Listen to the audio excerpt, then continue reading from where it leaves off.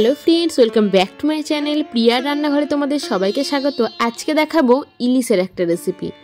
আমার খাওয়া ইলিশ মাছের যে কোনো রেসিপির মধ্যে এই বেগুন ইলিশটা সব থেকে প্রিয়। এই বেগুন ইলিশ এমন একটা পদ, এই একটা পদ দিয়ে কিন্তু পুরো এক থালা ভাত শেষ হয়ে যায়। আজকে আমি কিভাবে বেগুন ইলিশটা বাড়িতে খুব সহজে বানাই সেটা শেয়ার করছি। প্রথমেই ইলিশ মাছ নিয়ে নিয়েছি 5 পিস। এখন কিন্তু খুব বেশি ফ্রেশ ইলিশ মাছটা পাওয়া যাচ্ছে না, কিন্তু আমি যে ইলিশ মাছটা বাজারে পেয়েছিলাম বেশ টাটকাই ছিল। মাছটাকে ধুয়ে খুব ভালো করে ক্লিন করে নিয়েছি। তারপর হলুদ আর নুন দিয়ে খুব ভালো করে এটাকে মাখিয়ে নেব। মাখিয়ে মিনিট 5 জন্য রেখে দেব। তারপর মাছটাকে ভেজে নেব। বর্ষাকালে যখন ঝুপঝুপ করে বৃষ্টি পড়ে তখন কিন্তু একদম টাটকা ফ্রেশ ইলিশ মাছ পাওয়া যায়, আর তখন কিন্তু মাছটাকে ভেজে রান্না করার কোনো প্রয়োজন নেই। একদম কাঁচা মাছ রান্না করলে তার ফ্লেভারটা দুর্দান্ত হয়। কিন্তু এখন যে মাছগুলো পাওয়া যাচ্ছে এই মাছগুলো একটু হালকা ভেজে নিয়ে রান্না করাই আমার মনে হয় ভালো। খুব ভালো করে নুন আর হলুদ মাছের গায়ে মাখিয়ে নিচ্ছি।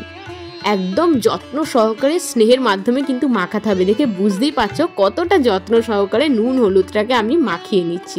কারণ আমরা সবাই জানি মাছের রাজা কিন্তু যতই রুই হোক, বাঙালির মনের মণিখোটায় ইলিশ কিন্তু একটা আলাদা জায়গা করে নিয়েছে। মোটামুটি 5 মিনিট হয়ে গেছে। গ্যাসের উপর কড়াই বসিয়ে দিয়েছি। দিয়ে দিয়েছি 4 চামচ মতো সর্ষের তেল। তেলটা খুব ভালোভাবে গরম করে নিয়েছি। তারপর মাছগুলো ভাজার জন্য দিয়ে দিলাম। ইলিশ মাছ কিন্তু খুব বেশি ভাজতে হয় না, আমরা জানি মাছটা খুবই নরম। তাই 2 পিঠে 1 মিনিট করে রেখে উল্টে পাল্টে দিলেই কিন্তু লাল লাল করে ভাজা হয়ে গেছে। 1 মিনিট পর আর একটা পিঠ সুন্দরভাবে আমরা উল্টে দিচ্ছি। মাছগুলো সেম প্রসেসে সবগুলো প্রথমে ভেজে নিই।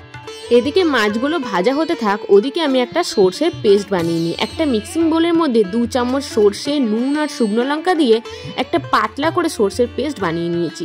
যেহেতু ইলিশ বেগুনটা আমি একটু পাতলা করে বানাবো তাই খুব বেশি সর্ষে কিন্তু আমি ইউজ করিনি।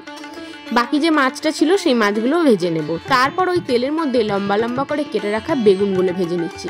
বেগুনে আমি নুন হলুদ মাখাইনি, হলুদটা দেবো না। হলুদ দিলে কিন্তু বেগুনটা একটু কালো কালো হয়ে যাবে, তাই অল্প একটু নুন আমি দেওয়ার পর কিন্তু উপর থেকে ছিটিয়ে দেবো। আর খুব তাড়াতাড়ি বেগুনগুলো ভাজা হয়ে যাবে। লম্বা লম্বা করে কেটে দিয়েছি, খুব বেশিক্ষণ কিন্তু ভাজতে টাইম লাগবে না। জাস্ট অল্প 1/2 চামচ মতো নুন উপর থেকে ছড়িয়ে দেবো, তাহলেই বেগুন খুব তাড়াতাড়ি নরম হয়ে যাবে। তোমরা পারলে এই সময় একটু ঢাকা দিয়ে রেখো, তাহলে আরও তাড়াতাড়ি ভাজা হয়ে যাবে। একটা পিঠ হয়ে গেলে আর একটা পিঠ খুব ভালো করে উল্টে পাল্টে বেগুনগুলোকে একদম লাল লাল করে ভেজে আমরা তুলে নেব। আমার চ্যানেলে কিন্তু ইলিশের আরও অন্যান্য রেসিপি আছে। আমি কিন্তু আই বাটন এবার ডেসক্রিপশন বক্সে সেই সব রেসিপির লিঙ্ক দিয়ে দেবো। তোমরা চাইলে অবশ্যই একবার ভিডিওগুলো দেখতে পারো। আর ভিডিও দেখে যদি ভালো লাগে অবশ্যই লাইক করবে, কমেন্টস করবে, ফ্রেন্ড ফ্যামিলির সঙ্গে শেয়ার করবে। তোমাদের একটা লাইক আমাকে ভিডিও বানানোর জন্য অনেকটা ইন্সপায়ার করবে। বেগুনগুলো ভেজে তুলে নিয়েছি। তারপর এর মধ্যে আর আমি তেল অ্যাড করব না, অনেকটাই কিন্তু তেল আছে। এই তেলের মধ্যে এবার দিয়ে দিচ্ছি 1/2 চামচ কালো জিরে আর 4-5টা চেরা কাঁচা লঙ্কা। কালো জিরে কাঁচা লঙ্কা ছাড়া ইলিশের যে কোনো রেসিপি আমার তো মনে হয় একদম যায় না। কালো জিরে আর কাঁচা লঙ্কার এই ভাজার ফ্লেভারটা ইলিশের সঙ্গে কিন্তু দারুণ যায়। দেখো কাঁচা লঙ্কাটা একটু ভাজা ভাজা করে নিয়েছি। তারপর যে সর্ষেটা বেটে রেখেছিলাম, সর্ষের আমি ছাঁকনি দিয়ে খোলাগুলো ছেঁকে ফেলে দিয়েছি। অনেক সময় দেখা যায় সর্ষে বাটনার কোনো রেসিপি খেলে সর্ষেটা যদি খোলা সমেত আমরা তরকারির মধ্যে বা যে কোনো রেসিপির মধ্যে দিয়ে দিই তাহলে কিন্তু পেটের প্রবলেম হয়। সেক্ষেত্রে একটা ছাঁকনির মধ্যে সর্ষে বেটে তোমরা যদি খোলাটা আলাদা করে দাও আর কোনো কিন্তু প্রবলেম হবে না। সর্ষে বাটাটা দিয়ে দিচ্ছি। সর্ষে বাটার মধ্যে অল্প একটু নুন আমি অলরেডি অ্যাড করেছিলাম, তাই নুনটা এখানে অল্প একটু দিলাম। আর সর্ষে বাটা ওই বাটির মধ্যে আর 1 বাটি জল আমি অ্যাড করে দিয়েছি। যেহেতু বেগুন ইলিশটা একটু পাতলা ঝোলের মতো বানাবো, যাতে ভাত দিয়ে মেখে খেতে ভালো লাগে। ইলিশের যে ঝোলটাই বানাবো সবাই জানি আমরা, এই ঝোলটার মধ্যে কিন্তু পুরোটা ইলিশের ফ্লেভার চলে আসবে, খেতে দুর্দান্ত হয়। এবার দেখো কিছু কিছু গুঁড়ো মশলা এখানে আমি অ্যাড করলাম, যেমন হলুদ গুঁড়ো দিয়েছি, কাশ্মীরি লঙ্কার গুঁড়ো দিয়েছি। কালারটা একটু লাল লাল হলে দেখতে ভালো লাগে। খুব ভালো করে মিশিয়ে নিয়েছি। ঝোলটা যখন টকবক করে ফুটে উঠেছে এবার প্রথমেই দিয়ে দিচ্ছি ভেজে রাখা বেগুন। বেগুনগুলো দেওয়ার পর একে একে মাছগুলোও দিয়ে দেবো, কারণ মাছটাকে ঝোলের সঙ্গে একটু না ফোটালে মাছের যে অ্যারোমাটা ঝোলের মধ্যে যাবে না।